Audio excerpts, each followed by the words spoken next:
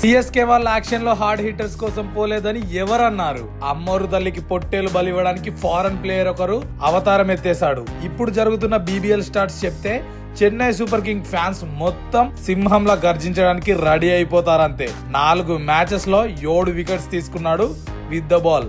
ఇక బ్యాట్ తో అయితే కుక్క కొట్టుడే.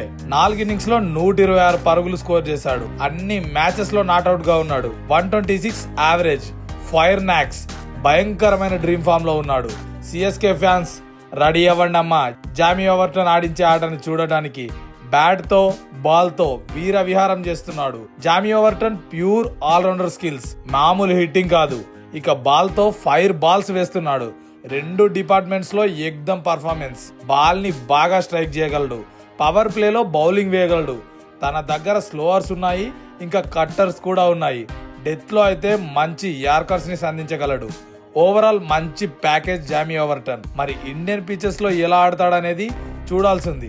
చెప్పండి అమ్మా తాలా ఫ్యాన్స్, ఇండియన్ పిచెస్ లో ఆడగలడా లేదా అనేది. సిఎస్కే ఫ్యాన్స్ ఇది ఫిక్స్ అయిపోండి. మిడిల్ ఆర్డర్ సేవియర్ దొరికేశాడు. కాకపోతే ఒక చిన్న చిక్కుముడు ఉంది. స్టార్టింగ్ 11 లో 4 ఫారెనర్స్ మాత్రమే ఉండాలి. Devon Conway fix, Matheesha Pathirana fix, Noor Ahmad కూడా ఫిక్స్, మోస్ట్లీ సామ్ కరణ్ కూడా ఫిక్సే. అయితే ఇక్కడ సిఎస్కే మేనేజ్మెంట్ కి ఒక పెద్ద కన్ఫ్యూజన్ క్రియేట్ అయిపోద్ది. ఎవరితో స్టార్ట్ చేయాలని, సామ్ కరణా లేక జామీ ఓవర్టనా అని. మీ ప్రిడిక్షన్స్ ఏంటో కామెంట్ చేయండి. సిఎస్కే ఫ్యాన్ అయితే ఎల్లో లవ్ తో కామెంట్స్ మొత్తం బ్లాస్ట్ చేసేయండి.